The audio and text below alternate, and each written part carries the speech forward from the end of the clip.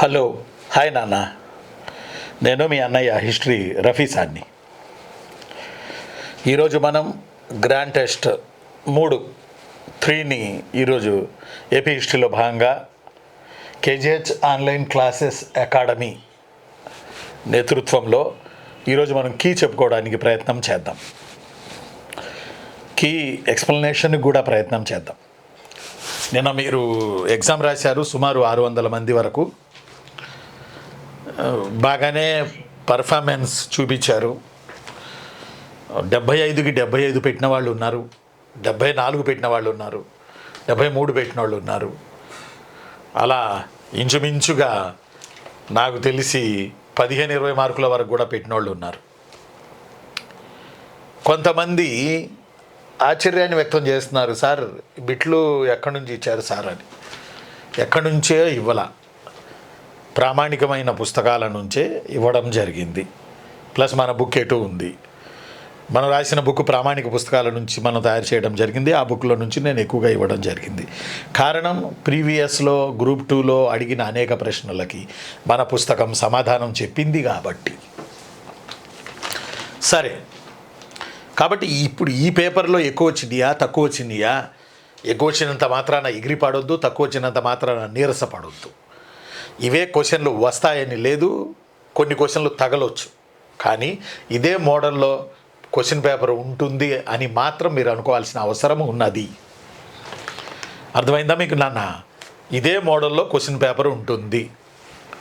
ఇవే ప్రశ్నలు వస్తాయని కాదు, ఇవే ప్రశ్నలు వస్తాయని కాదు. కానీ మీరు ఏ రేంజ్లో చదివారు అనేది ఈ ప్రశ్నలను ఆన్సర్లు పెట్టడం ద్వారా మీరు ఒక ఐడియాకు వస్తారు. ఆ ఐడియా కొరకు ఈ గ్రాండ్ టెస్ట్ 3ని కేజీహెచ్ ఆన్లైన్ క్లాసెస్ స్టూడెంట్స్తో పాటు మొత్తం రాష్ట్రం మొత్తం ఇవ్వడం జరిగింది. 2-3 రోజుల నుంచి ప్రచారం చేయడం కూడా జరిగింది. కాబట్టి తీరా ప్రచారం చేసిన తర్వాత 600 మంది రాశారు. ఇంచుమించు 600 కూడా అవలే. సరే, ఎనీహౌ రాశారు. మరి బహుశా ఆ టైంకి వాళ్ళకి టైం కుదరకో, లేకపోతే వేరే పనుల్లో బిజీ మాస్టర్లు అయ్యో మొత్తానికి రాశారు. నేను అంటాను, ఈ రాసిన వాళ్ళందరూ సీరియస్ క్యాండిడేట్స్ అని నాకు అనిపిస్తుంది. ఇది చెప్పడానికి సాహసం కావాలి. కారణం ఏంటంటే, వారం రోజుల్లో మనం ఎగ్జామ్ పెట్టుకుని ఇలాంటి టెస్ట్లో రాయాల్సిన అవసరం ఉంది. 25 ఏళ్ల అనుభవంతో టెస్ట్ పెట్టాం కనుక రాయాల్సిన అవసరం ఉంది.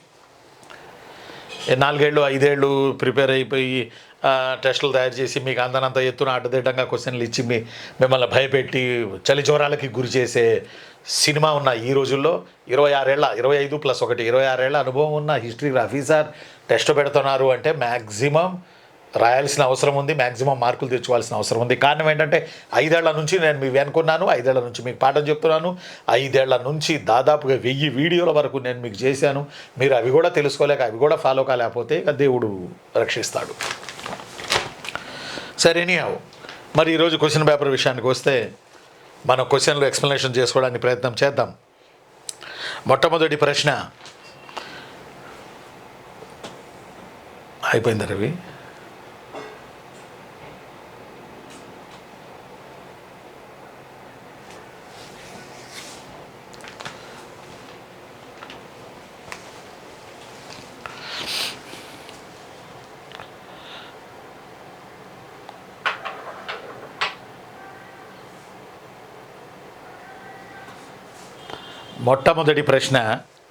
మొదటి ప్రశ్న, ఆదిమానవుడి ఆనవాళ్లు లభించిన ఆంధ్రాలోని మొట్టమొదటి ప్రాంతం ఏది? క్వశ్చన్ నెంబర్ 1 అన్న. క్వశ్చన్ నెంబర్ 1 మనం సొంతగా స్వదస్తూరితో రాసి పెట్టిన పరీక్ష, పిల్లలతో రాపించిన పరీక్ష కాదు, ఎగ్జామ్ పేపర్ కాదు. ఆదిమానవుడి ఆనవాళ్లు లభించిన ఆంధ్రాలోని మొట్టమొదటి ప్రాంతం ఏది? కృష్ణా నది లోయ, గోదావరి నది లోయ, తుంగభద్ర నది లోయ, కృష్ణా మరియు గోదావరి నది లోయ. అంటే early men Robert Bruce Foote తవ్వకాలలో ఆయన ఏ ప్రాంతాల్లో తిరుగాడాడు, ఏ ప్రాంతాలలో అతను వాడిన ఆర్టిఫాక్ట్స్, అతను వాడిన పరికరాలు మనకు బయలుపడ్డాయి అనే విషయాన్ని కనుక మనం వస్తే ఆన్సరు కృష్ణా ఒక్కటే కాదు, కృష్ణా నది లోయ, గోదావరి నది లోయ, 2 లోయల్లోని నదీ పరివాహక ప్రాంతాలలో ఆదిమానవుడు తిరుగాడినట్లు మనకి సంకాలియా, రాబర్ట్ బ్రూస్ ఫుట్, తిమ్మారెడ్డి గారు ఇలా రకరకాల ఆర్కియాలజిస్టులు చేసిన త్రవ్వకాల వల్ల బెండపూడి సుబ్బారావు గారు, ఐజాక్ వీళ్ళందరూ చేసిన త్రవ్వకాల ద్వారా మనకు తెలుస్తుంది. కాబట్టి ఒకటో దానికి ఆన్సర్ వచ్చి కృష్ణా మరియు Godavari valley. Question number two ప్రీవియస్లో ఇదే బోర్డు మీద రాసి మీకు ఎక్స్ప్లెయిన్ చేశాను ముందుగానే, నా మనసు అక్క. కానీ ఇప్పుడు చూడండి, ఈ క్రింది వానిలో సరైన రీతిన జతపరచండి. పాతరాతి యుగం ఏం చేశారు? పాతరాతి యుగంలో ఆంధ్రాలో, వరల్డ్లో, ఇండియాలో, సౌత్ ఇండియాలో పాతరాతి యుగం ఆహారం కొరకు వేటాడే దశ. రెండోది మధ్యరాతి యుగం ఆహార అన్వేషణ దశ. 3 నవీన రాతి యుగం. నవీన రాతి యుగం కొంచెం బాగా గుర్తుపెట్టుకోండి. 3 నవీన రాతి యుగం ఆహారాన్ని ఉత్పత్తి చేసే దశ. నెక్స్ట్ 4 బృహత్ శిలాయుగం వ్యవసాయ ఆర్థిక వ్యవస్థ. ఈ 4 కరెక్టు. ఈ ఆప్షన్స్లో మీ దగ్గర ఉన్న ఆప్షన్స్లో 1 ఆప్షన్ కరెక్ట్. మళ్ళీ చూడండి, palaeolithic period food hunting stage, mesolithic period food gathering stage, neolithic period food production stage, అలానే iron age is equalled agriculture farms start చేసిన తేదీ, వ్యవసాయ ఆర్థిక వ్యవస్థ ఉన్నటువంటి కాలం. కాబట్టి ఆన్సర్ వచ్చి దీనికి ఏ, ఆన్సర్ వచ్చి దీనికి 1. ఓకేనా? నెక్స్ట్ 3 ఏమైంది ఇప్పుడు? ఓకేనా? ఏపీ హిస్టరీ గ్రాండ్ టెస్ట్ 3లో మొదటి ప్రశ్న ఆదిమానవుడి ఆనవాళ్లు లభించిన ఆంధ్రాలోని మొట్టమొదటి ప్రాంతం ఏది? మరోసారి వినండి, మళ్ళీ మొదటి నుంచి చెప్తున్నా, 1వ నెంబర్ నుంచి. ఆదిమానవుడి ఆనవాళ్లు లభించిన ఆంధ్రాలోని మొట్టమొదటి ప్రాంతం ఏది అంటే కృష్ణా మరియు గోదావరి లోయల్లో ఆంధ్ర ఆదిమానవుడు త్రవ్వకాలలో అతను వాడిన వస్తువులు మనకు బయటపడ్డాయి. ముఖ్యంగా రాబర్ట్ బ్రూస్ ఫూట్ అనే ఆయన father of pre historical period in AP. Robert Bruce Foote అనే ఆయన ఆంధ్రాలో ఆదిమానవుడి ఆనవాళ్ళు, రాబర్ట్ బ్రూస్ ఫూట్ అనే ఆయన ఆంధ్రాలో ఆదిమానవుడి ఆనవాళ్ళు బయలుపడినటువంటి త్రవ్వకాలు జరిపినటువంటి పితామహుడు. నాట్ ఓన్లీ ఏపీ, టోటల్ ఇండియాలోనే రాబర్ట్ బ్రూస్ ఫూట్ అనే ఆయన త్రవ్వకాలు జరిపిన క్యాండిడేట్. ఈయన కృష్ణా గోదావరి లోయలో ఆంధ్రాలో ఆదిమానవుడి ఆనవాళ్లను కనుక్కోవడం జరిగింది. నెక్స్ట్ ఆనవాళ్ళు అంటే అతను వాడిన పెచ్చులు, గులకరాళ్ళు, గీకుడు రాళ్ళు, అతను వాడినటువంటి చేతి గొడ్డళ్ళు, గులకరాళ్ళు, చెకుముకి రాళ్ళు, these are all things founded near Krishna valley and Godavari valley. Next question number 2, ఈ క్రింది వాణిలో సరియగు రీతిన జతపరచండి. పాతరాతి యుగం, మధ్యరాతి యుగం, నవీన రాతి యుగం, బృహత్ శిలాయుగం ఒక పక్క, వ్యవసాయ ఆర్థిక వ్యవస్థ, ఆహార ఉత్పత్తి దశ, ఆహార అన్వేషణ దశ, ఆహారం కొరకు వేటాడే దశ మరో పక్క. ఆల్రెడీ మీ దగ్గర క్వశ్చన్ పేపర్ ఉంది, మీరు చూస్తున్నారు. పాలియోలిథిక్ పీరియడ్ అంటే పాతరాతి యుగంలో మనిషి ఏం చేశాడు చూడండి, ఫుడ్ హంటింగ్ స్టేజ్, ఆహారం కొరకు ఒక జంతువులాగా వేటాడాడు. కృష్ణ కావచ్చు, గోదావరి లోయలు కావచ్చు, నల్లమల అడవులు కావచ్చు, తూర్పు కనుమలు కావచ్చు, పశ్చిమ కనుమలు కావచ్చు. రెండోది మధ్యరాతి యుగంలో ఏం చేశాడు? ఫుడ్ గ్యాదరింగ్, ఆహార అన్వేషణ, వేటాడడం వేరు, అన్వేషణ వేరు. 3 నవీన రాతి యుగంలో ఏం చేశాడు? ఫుడ్ ప్రొడక్షన్, ఆహారాన్ని ఉత్పత్తి చేశాడు. బృహత్ శిలాయుగం అంటేనే ఐరన్ ఏజ్, మన దగ్గర కంచు ఏజ్ లేదు. ఈయన Andhra not bronze period there, ఆంధ్రాలో బ్రాంజ్ పీరియడ్ లేదు. పాతరాతి యుగం, మధ్యరాతి యుగం, నవీన రాతి యుగం, కంచు యుగం మరియు ఐరన్ యుగం అని ఉంటాయి, వరుస పరంపర. ఐరన్ యుగం, బ్రాంజ్ ఏజ్ మన దగ్గర లేదు. ఈ బ్రాంజ్ ఏజ్లో ఇండియాలో ఇండస్ వ్యాలీ సివిలైజేషన్ నడిచింది, కానీ మన దగ్గర బ్రాంజ్ ఏజ్ లేదు. డైరెక్ట్గా మనం నియోలిథిక్ పీరియడ్ తర్వాత ఐరన్ ఏజ్కి వెళ్ళిపోయాం మనం. నియోలిథిక్, చాల్కోలిథిక్ పీరియడ్ తర్వాత ఐరన్ ఏజ్కి వెళ్ళిపోయాం మనం. మధ్యలో బ్రాంజ్ ఏజ్ మనకు లేదు. కాబట్టి ఐరన్ ఏజ్లో రాక్షస గుళ్ళు, ఐరన్ ఏజ్లో ఏమంటుందని మనం వ్యవసాయ ఆధారిత ఆర్థిక వ్యవస్థ, మెల్లమెల్లగా నదుల ఒడ్డుకు చేరారు కాబట్టి వ్యవసాయాన్ని మొదలేశారు. కాబట్టి ఆన్సర్ మీకు ఇచ్చిన ఆప్షన్స్లో 1 ఆన్సర్ అవుతుంది. 1, 2, 3, 4లో. కాబట్టి పాతరాతి యుగం ఆహారం కోసం వేటాడే దశ, మధ్యరాతి యుగం ఆహార అన్వేషణ దశ, నవీన రాతి యుగం ఆహార ఉత్పత్తి దశ, బృహత్ శిలాయుగం వ్యవసాయ ఆర్థిక వ్యవస్థ. బృహత్ శిలాయుగాన్నే ఐరన్ ఏజ్ అంటారు. ఈ పీరియడ్లోనే రాక్షస గుళ్ళు ఉన్నాయి.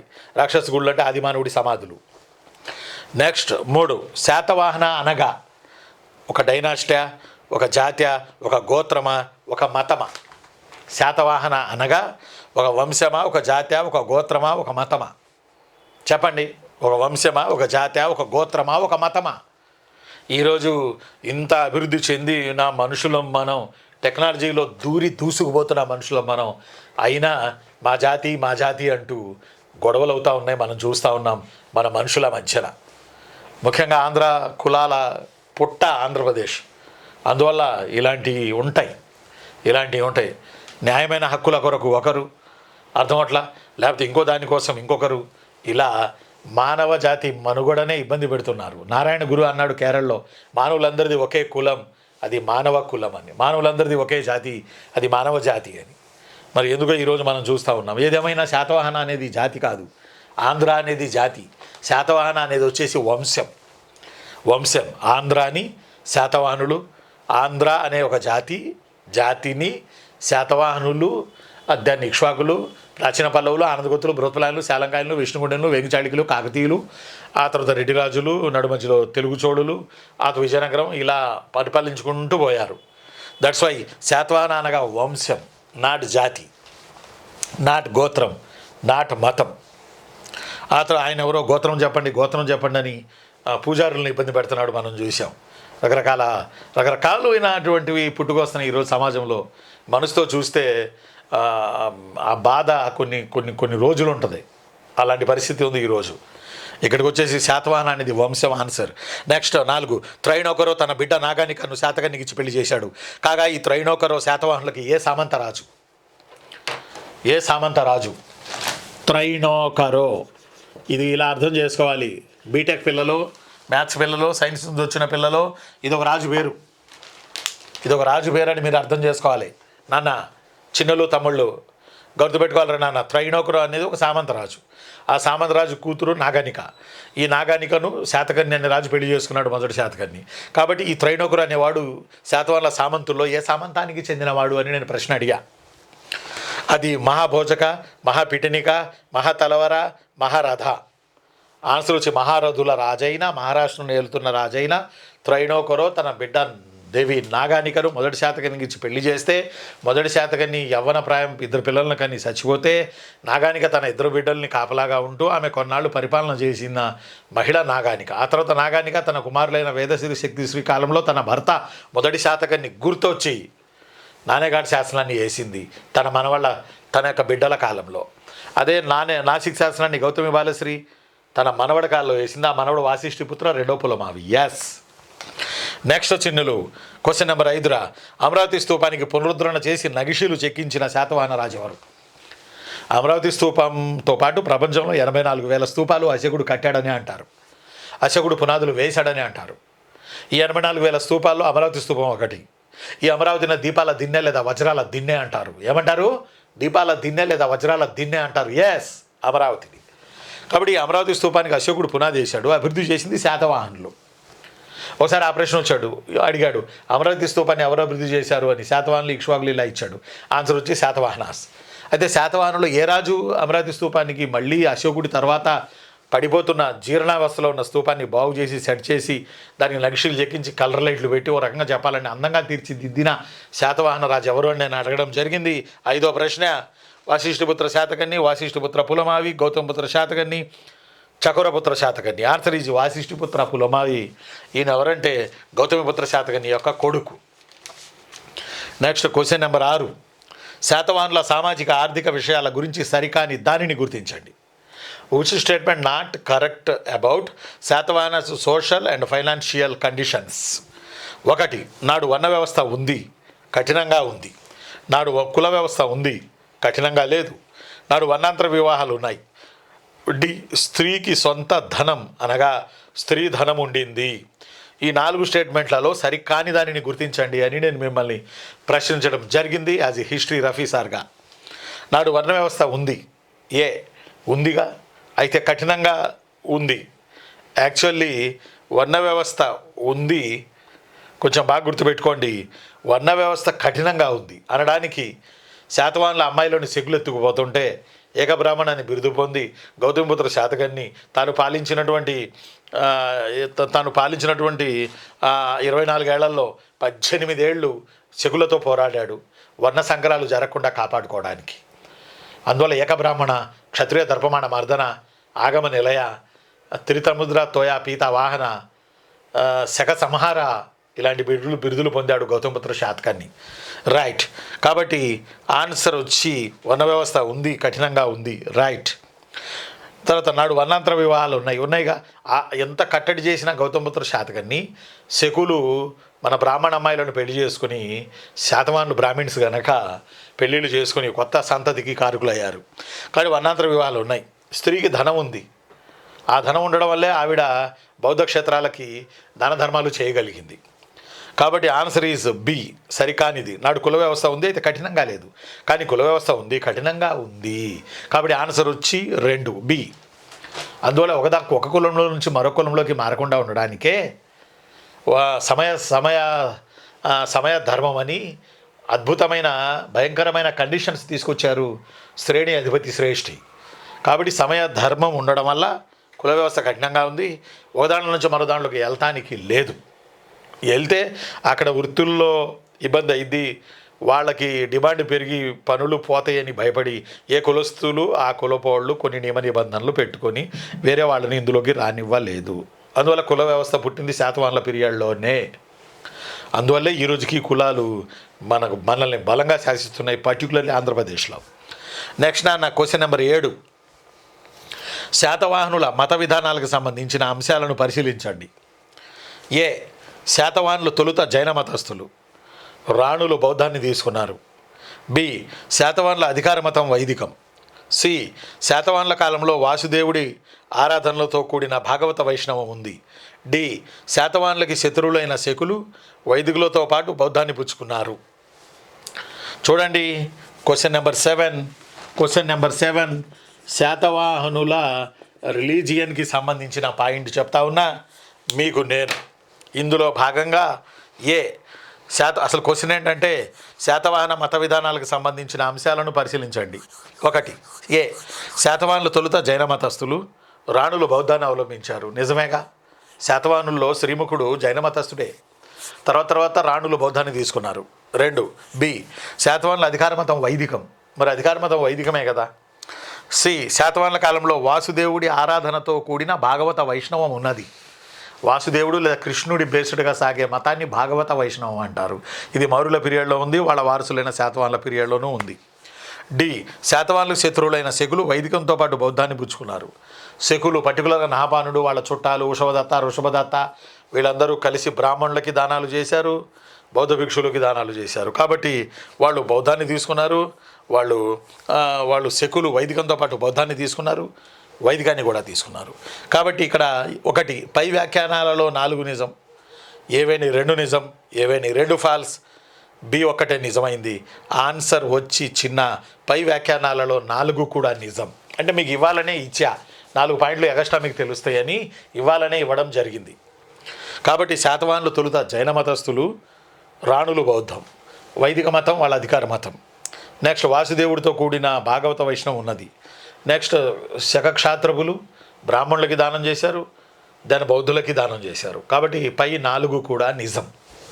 నెక్స్ట్ 8వ ప్రశ్న మ్యాచ్ ది ఫాలోయింగ్. శాతవాహనుల ఆర్థిక విషయాలకు సంబంధించిన జతను గమనించండి. ఈ పక్క రాజకంభేట, కుశనం, గుల్మికులు, దయామేయ. ఈ పక్క రెండో పక్క రాగి నాణ్యాలు, 1/6 పన్ను, చక్రవర్తికి చెందిన భూమి, గ్రామ పాలనా పెద్దలు. ఇక్కడ 8వ దానికి మీ దగ్గర క్వశ్చన్ పేపర్స్ ఉన్నాయి కాబట్టి, అందరి దగ్గర ఉన్నాయి కాబట్టి, ఫ్రీగా మనం ఈ టెస్ట్ పెట్టాం కాబట్టి అందరి దగ్గర ఇవి ఉన్నాయి కాబట్టి ఒకసారి చూడండి క్వశ్చన్ పేపర్ మీ ఫోన్ తెరిచి. రాజకంభేట అంటే చక్రవర్తికి చెందిన భూమి, కుశనము అంటే రాగి నాణ్యాలు, గుల్మికులు అంటే గ్రామ పాలనా పెద్దలు. గుల్మికులు అంటే గ్రామ పాలనా పెద్దలు, వాటిని గుల్మికులు అంటారు అకార్డింగ్ టు మేకధోని శాసనం. నెక్స్ట్ దయామేయ అంటే వ్యవసాయ పన్ను 1/6 వంతు వసూలు చేశారు. కాబట్టి ఆన్సర్ వచ్చి 4. ఏకి 3, బికి 1, సికి 4, డికి 2. నెక్స్ట్ 9వ ప్రశ్న. శాతవాహనులకి రోమన్లకి మధ్య జరిగిన వర్తక వ్యాపారాల ప్రధాన ఆధారం ఏది? ఒకటి బంగారు నాణ్యాలు, దొరికిన బంగారు నాణ్యాలు. 2 బంగారు నాణ్యాలతో పాటు వెండి నాణ్యాలు. 3 బంగారం వెండి నాణ్యాలతో పాటు రాగి నాణ్యాలు. 4 బంగారం వెండి రాగి నాణ్యాలతో పాటు రీస్ట్రాక్ చిల్లు పొడిచిన నాణ్యాలు. అంటే ఏ సోర్సు మనకి రోమ్కి క్రీస్తు పూర్వం 2వ శతాబ్దంలో, క్రీస్తు శకం 2వ శతాబ్దంలో జరిగిన వర్తక వ్యాపారాల గురించి చెప్తుంది. ఆన్సర్ వచ్చి బంగారు నాణ్యాలతో పాటు వెండి నాణ్యాలు కూడా. మనం చాలా పుస్తకాలు ఏం చదువుతామంటే శాతవాహనులకు చెందిన బంగారు నాణ్యాలు విపరీతంగా దొరికాయి, ఎక్కడ పడితే అక్కడ దొరికాయి. ఎక్కడ పడితే అంటే మచిలీపట్నంలో దొరికాయి, పెదబంకూరులో దొరికాయి, కోట్లింగాల్లో దొరికాయి, కరీంనగర్లో దొరికాయి, ఇటు వచ్చి గండసాలలో దొరికాయి, ఇలా రకరకాలుగా అరికామేడులో దొరికాయి, పాండిచేరి దగ్గర అరికామేడులో దొరికాయి. అరికామేడులో ఒక్క నిమిషం నేను రాస్తా ఉండండి. అరికామేడులో దొరికాయి కాబట్టి అన్ని బంగారు నాణ్యాలే కదా అని. నో, వెండి నాణ్యాలు కూడా దొరికాయి. నల్గొండ జిల్లా అక్కినేపల్లి వద్ద శాతవాహనులతో రోమన్లు చేసిన వ్యాపారాలకి అనుగుణంగా వెండి మరియు బంగారు వెండి దొరుకుతాయి. బంగారం వెండి నాణ్యాలు కూడా దొరికాయి నల్గొండ జిల్లా అక్కినేపల్లి దగ్గర. కాబట్టి ఆన్సర్ వచ్చి శాతవాహనులకి రోమన్లకి మధ్య జరిగిన వర్తక వ్యాపారాలకి ప్రధాన ఆధారం బంగారు నాణ్యాలతో పాటు వెండి నాణ్యములు కూడా. Next question number 10. శాతవాహనుల నాణ్యాలపై అత్యధికంగా ముద్రించి ఉన్న జంతువు ఏది? ప్రీవియస్లో అడిగారు. దీనికి కూడా పిల్లలు భయపడుతున్నారు, బాధపడుతున్నారు. మరి ఏ బుక్స్ చదివారో ఏమో నాకైతే అర్థం కావట్లా. శాతవాహనుల నాణ్యాలపై అత్యధికంగా ముద్రించినది సింహం, పంజాయెత్తిన సింహం, వృషభం, ఏనుగు. సింహం, పంజాయెత్తిన సింహం, వృషభం ఎద్దు, ఎలిఫెంట్ ఏనుగు. ఆన్సర్ వచ్చి ఏనుగు. ఎక్కువగా శాతవాహనుల నాణ్యాలపై ఏనుగు గుర్తు ఉన్నది. ఎందుకంటే మనం ఏనుగుల ఆవాసాలతో బతికిన వాళ్ళం ప్రాచీన కాలం నుంచి మనం. అందుకనే కదా ఇటు చిత్తూరు వైపు, ఇటు ఉత్తరాంధ్ర వైపు, దక్షిణ కోస్తా వైపు, ఉత్తర కోస్తా వైపు ఏనుగులు ఇప్పటికీ అల్లాడుతున్నాయి. జనాలు పరిగెత్తుకెళ్ళి చెట్లెక్కి కూర్చుంటున్నారు భయం వేసి. అలాంటి పరిస్థితి. సరే, ఎనీహౌ తర్వాత వచ్చి 9, 10, 11 శాతవాహనులకు సంబంధించిన స్టేట్మెంట్లలో నిజం కాని దాన్ని గుర్తించండి. 1. చక్రవర్తుల ప్రధాన కర్తవ్యం వర్ణాశ్రమ ధర్మాలు కాపాడడం. 2. చక్రవర్తుల ప్రధాన కర్తవ్యం రాజ్యరక్షణ. 3. చక్రవర్తిగా పెద్ద కుమారుడు ప్రమాణ స్వీకారం చేసేవాడు. 4. శాతవాహన రాజులలో ఎక్కడా కూడా వారసత్వ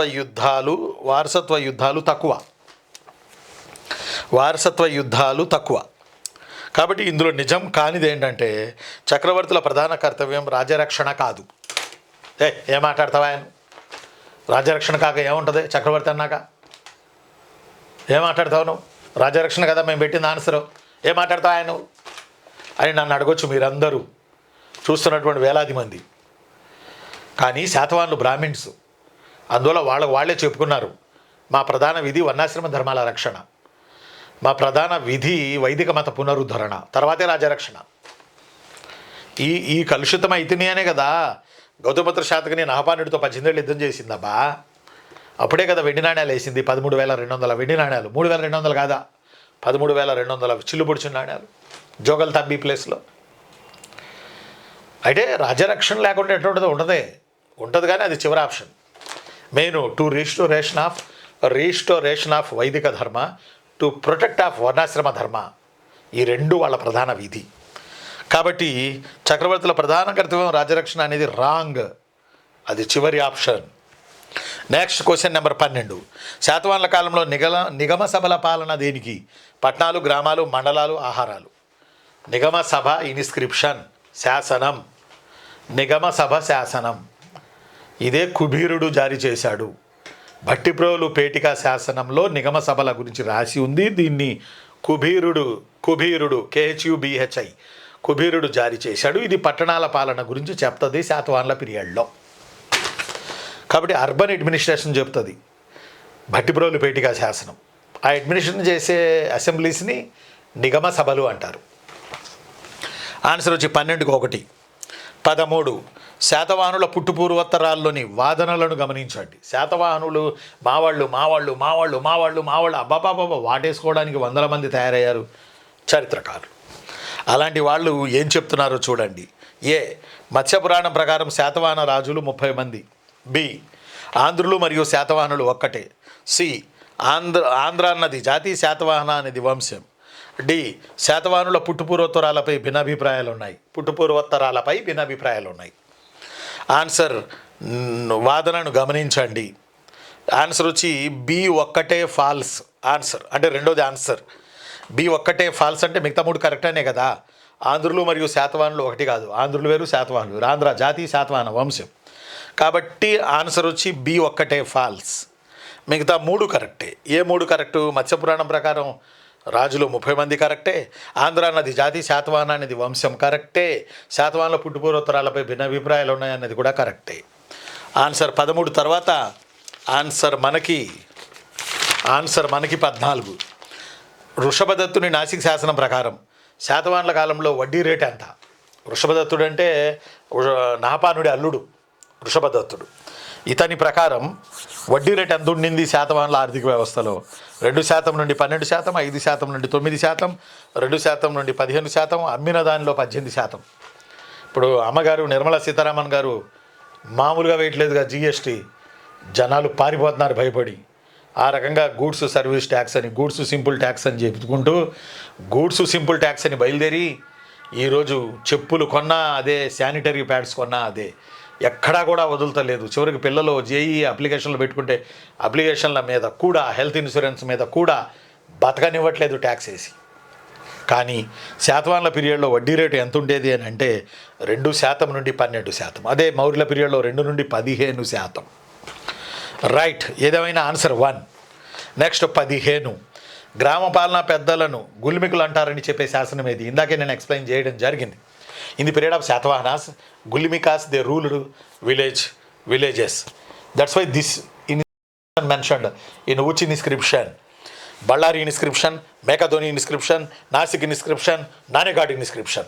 Answer is Makadoni inscription.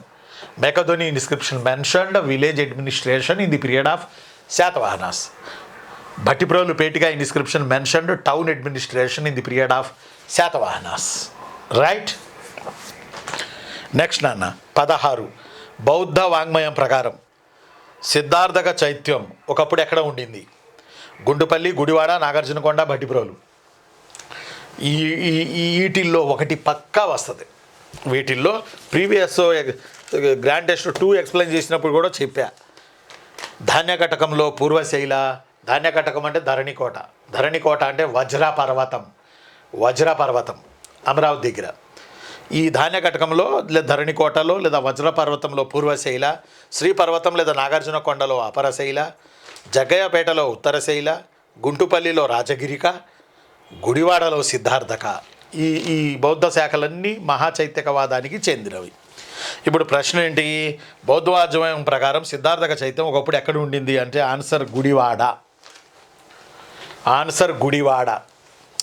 Next 17. Yajnashri Satakarni ఓడగుర్తుగల నాణెములు జారీ చేయడానికి కారణం? రోమ్ దేశంతో వర్తక వ్యాపారాలు, రోమ్ దేశంతో వర్తక వ్యాపారాలతో పాటు సముద్రాధిపత్యం, రోమ్ దేశంతో వ్యాపారం మరియు సముద్రాధిపత్యం మరియు రోమ్ రాజుతో సత్సంబంధాలు, 4 పైవన్యు. చాలామంది దీనికి పైవన్యు పెట్టేశారు, పైవన్యు కాదు. ఆన్సర్ వచ్చేసి బి, రోమ్ దేశంతో వర్తక వ్యాపారాలతో పాటు సముద్రాధిపత్యం, బాంబేలో బి. ఆన్సర్ వచ్చి రోమ్ దేశంతో వర్తక వ్యాపారాలతో పాటు సముద్రాధిపత్యం సాధించడానికి యజ్ఞశ్రీ శాతకర్ణి ఓడగుర్తుగల నాణెములు వేశాను. ఇవి తుత్తునాగంతో తయారు చేశారు. రాగి లేదు, వెండి లేదు, కుశనం లేదు, గిసినం లేదు. ఒక తక్కువ వాల్యుబుల్ మెటల్తో చేసిన నాణ్యాలు. ఈ వేటపాలెంలో, చినగంజాంలో, పెదగంజాంలో, గుంటూరు పక్కన చేబ్రోల్లో ఈ గౌతమిపుత్ర శాతకర్ణికి చెందిన ఈ ఓడగుర్తుగల నాణ్యాలు దొరికాయి. నెక్స్ట్ 18. శాతవాహనులు, బ్రాహ్మణులు. స్టేట్మెంట్స్ ఇచ్చాను చూడండి. ఏ, బ్రాహ్మణులు కనుకనే వర్ణాశ్రమ ధర్మాలకు అధిక ప్రాధాన్యం ఇచ్చారు. బి, బ్రాహ్మణులు కనుకనే వర్ణ సంకరం జరగకుండా వర్ణాంతర వివాహాలకి అడ్డుకట్ట వేశారు. అయినప్పటికీ శకులతో వైవాహిక సంబంధాలు తప్పలేదు. Listen very carefully once again. బ్రాహ్మణులు కనుకనే దే ప్రొటెక్ట్ వర్ణాశ్రమ ధర్మాస్. నెంబర్ 2, బ్రాహ్మణులు కనుకనే వర్ణ సంకరం జరగకుండా ఏకబ్రాహ్మణ బిరుదు పొందాడు యజ్ఞశ్రీ గౌతమిపుత్ర శాతకర్ణి. అలానే అయినా శకులతో వైవాహిక సంబంధాలు తప్పలేదు. ఆప్షన్స్లో ఏ, 1 ఏ నిజం, 2 బి నిజం, 3 ఏ మరియు బి నిజం, 4 ఏ మరియు బి ఫాల్స్. ఆన్సర్ వచ్చి 3 ఏ నిజం మరియు బి నిజం. ఏంటి ఏ? బ్రాహ్మణులు కనుకనే వర్ణాశ్రమ ధర్మాలకు అత్యధిక ప్రాధాన్యం ఇచ్చారు. వాళ్ళ ప్రధాన విధి అదే కదా, రాజు ప్రధాన విధి. 2 బ్రాహ్మణులు కనకనే వర్ణసంకరం జరగకుండా వర్ణాంతర వివాహాలకు అడ్డుకట్ట వేశారు ఏకబ్రాహ్మణ రూపంలో. అయినను వాళ్ళు బ్రాహ్మణుల అమ్మాయిలను పెళ్లి చేసుకున్నారు. దట్స్ వై ఏ మరియు బి రెండు కూడా నిజం. 18. 19. ఈ క్రింది వారిలో ఎవరిని డైరెక్ట్ బిట్టు చిత్రరథస్వామి భక్తులని అంటారు. చిత్రరథస్వామి అంటే సూర్యుడు. శాలంకాయన, విష్ణుగుడిన, ఇక్ష్వాక, ఆనందగోత్ర. ఆన్సర్ వచ్చి శాలంకాయన. చిత్రరథస్వామి లేదా Bappa Bhattaraka temple there near Eluru. Next 20. Kielhorn అని ఆయన ఇక్కడ తప్ప మనకు ఎక్కడా కనపడ్డావు నాన్న. కీల్ హారన్ ఇతను విస్తృతంగా పరిశోధనలు చేశాడు ఆంధ్రాలో ఏ వంశంపై. విష్ణుకుండిన, భృత్పలాయన, ఆనందగోత్ర, ఇక్ష్వాక. ఆన్సర్ వచ్చి విష్ణుకుండినులు. ఆ పుస్తకం తెరవగానే మనకి కీల్ హారన్ అని ఉంటుంది. కీల్ హారన్ అంటే హారన్ కాదు, ఆ విష్ణుకుండినుల మీద ఆయన పుట్టుపూర్వోత్తరాల మీద పిచ్చిగా పరిశోధనలు చేసిన క్యాండిడేట్. నెక్స్ట్ 21. ఈ క్రింది వారిలో తెలుగులో ప్రాచీన గద్య శాసనం కలమళ్ళ, పెజవాడ, అద్దంకి, విప్పర్ల. బెజవాడ పద్య శాసనం, విప్పర్ల గద్య శాసనం, అద్దంకి తొలి పద్య శాసనం, కలమళ్ళ తొలి గద్య శాసనం. రేనాటి చోళరాజైన ఎరికల్ ముత్తురాజు రేనాడు కడపలో కలమళ్ళ అని ఊళ్ళో వేశాడు. ఎరికల్ ముత్తురాజు లేదా ధనుంజయ వర్మ ఆయన జారీ చేశాడు. తెలుగులో తొలి గద్య శాసనం అదే. ఇది ప్రశస్తి శాసనం కాదు, భూదానాలకు సంబంధించింది. నెక్స్ట్ 22. శ్రీ పర్వతాధిపతిగా పిలువబడిన ఇక్ష్వాకరాజును గుర్తించండి. శ్రీ పర్వతం అంటే Nagarjuna Konda, no doubt at all. Sri పర్వతాధిపతి ఎవరిని పిలిచారు? వాసిష్ఠిపుత్ర శాంతమాల, యహుబల శాంతమాల, రుద్రపురుషదత్త, వీరపురుషదత్త. చెప్పండి శ్రీ పర్వత స్వామి బుద్ధుడు అని ఎవరన్నారు అని ప్రీవియస్లో అడిగిర్రు. అది ఎవరన్నారు అంటే నేలటూరి వెంకటరమణయ్య అభిప్రాయపడగా. ఇక్కడికి వచ్చి శ్రీ పర్వతాధిపతిగా తనను తాను ఓ రాజు కీర్తించుకున్నాడు. ఆ రాజు ఎవరు? Answer Virapurushadatta, great ruler of Ikshvaka dynasty. ఇతని కాలంలోనే బౌద్ధం దుమ్ము లెగిసింది ఆకాశానికి. నెక్స్ట్ 23. వేంగి చాళుక్యుల కాలంలో ప్రముఖ జైన కేంద్రాలు పొట్ల చెరువు, దానవులపాడు, బట్టిప్రోలు, పాతపాడు, ఉజ్జిలి, రామతీర్థం, గుండుపల్లి, ఉండవల్లి. ఆన్సర్ వచ్చి పొట్ల చెరువు మరియు దానవులపాడు. పొట్ల చెరువు నౌన్ యాజ్ పటాన్ చెరువు నియర్ హైదరాబాద్. అక్కడ జైన మత పీఠం ఉండింది. సరస్వతి గచ్చ అంటే జైన పీఠం. ఘటికలు అంటే వైదిక విద్యాలయాలు, విహారాలు అంటే బౌద్ధ విద్యాలయాలు. ఈ మూడు ఇలాగే గుర్తుపెట్టుకోండి. ఘటికలు అంటే పుసుకున పరిగెత్తి బౌద్ధం పెట్టారు. బౌద్ధం విహారాలు, ఘటికలు వైదిక విద్యాలయాలు. సరస్వతి గచ్చలు అంటేనేమో జైన విద్యాలయాలు. కాబట్టి జైన విద్యాలయం పటాన్ చెరువులో ఉంది. జైన మత కేంద్రం దానవులపాడులో ఉంది. ఫేమస్ కడప. నెక్స్ట్ 24. వేంగి చాళుక్యుల కాలంలో ఏ రాజు కాలంలో జైనం వర్ధిల్లింది? దానార్ణువు, జయసింహ, విమలాదిత్య, కుబ్జ విష్ణువర్ధన. ఆన్సర్ వచ్చి విమలాదిత్య. ఇతని పీరియడ్లో జైన మతం అనేది బాగా ప్రాచుర్యం పొందింది. త్రికాల యోగ సిద్ధాంతి ఈ యొక్క విమలాదిత్యుడి కాలంలో రామతీర్థంలో జైనాన్ని ప్రచారం చేస్తూ ఉండేవాడు. ఇక్కడే ఉగ్రాదిత్యాచార్య అని మరో జైన సన్యాసి ఉండేవాడు. ఈ ఉగ్రాదిత్యాచార్య జైనంలో వైద్యం చేసేవాడు. జైన పుస్తకాల్లో వైద్యం కూడా ఉంది, ఆయుర్వేదం లాంటిది. వైద్యం చేసేవాడు. చేస్తూ అతను కళ్యాణకారక అనే బుక్ రాశాడు. ఉగ్రాదిత్య అనే మరొక ఆయన. ఈ కళ్యాణకారక ఎవరు రాశారని ప్రీవియస్లో అడగడం జరిగింది. నెక్స్ట్ ఆన్సర్ వచ్చి 24కి 3 విమలాదిత్య. నెక్స్ట్ 25. చోళులతో వైవాహిక సంబంధాలు ఏర్పాటు చేసుకున్న మొదటి చాళుక్య రాజు ఎవరు? రాజరాజ నరేంద్ర, అమ్మరాజు, కులోత్తంగ, విమలాదిత్య. ఆన్సర్ వచ్చి విమలాదిత్యుడే. రాజరాజ చోళుడి బిడ్డను పెళ్లి చేసుకున్నాడు. మొట్టమొదటిగా చోళులతో మ్యాట్రిమోనియల్ అలయన్సెస్ పెట్టుకున్న వేంగి చాళుక్య రాజు విమలాదిత్య. దానార్ణువుడు పెట్టుకోవాల్సి ఉండింది, అతని కాలంలో కుదరలే. నెక్స్ట్ 26. గణిత. ఇక్కడ చాలామందికి డౌట్ వచ్చింది. కన్ఫ్యూజ్ చేస్తాడు, ప్రొఫెసర్ చేస్తాడు, రేపు ఎగ్జామినర్ కూడా చేస్తాడు. గణిత సార సంగ్రహం ఎవరు రాశారని కానీ రెచ్చిపోయి ఎమోషన్తో పావులూరి మల్లన పెట్టి నాలికరుచుకున్నారు చాలామంది పిల్లలు నిన్న టెస్ట్లో. అక్కడ నేనేమడిగా, సంస్కృత భాషలో ఏమన్నాను? చిన్నలు, తమ్ముళ్ళు ఏమన్నారా నాన్న మిమ్మల్ని సంస్కృత భాషలో గణితసార సంగ్రహాన్ని ఎవరు రాశారని అడిగినా మీరు పావులూరి మల్లన పెడితే ఎట్లా? గణితసార సంగ్రహాన్ని సంస్కృతంలో మహావీరాచార్య రాసిండు. దాన్ని మనోడు మన పావులూరి మల్లన తెలుగులోకి మార్చాడు. ఇది అర్థం చేసుకోకపోతే ఎట్లా? కాబట్టి గణితసార సంగ్రహం తెలుగులో పావులూరి మల్లన, సాంస్క్రిట్లో మహావీరాచార్య. రైట్ నాన్న. 27 వేగి చాళుక్యుల కాలంలో కావ్య లంకావతార సూత్రాన్ని రచించింది ఎవరు? ఇలాంటి బిట్స్ అడుగుతాడబ్బా. పోయినసారి కళ్యాణ కారక ఎవరని అడిగాడు. కళ్యాణ కారక ఎవరు రాశారు?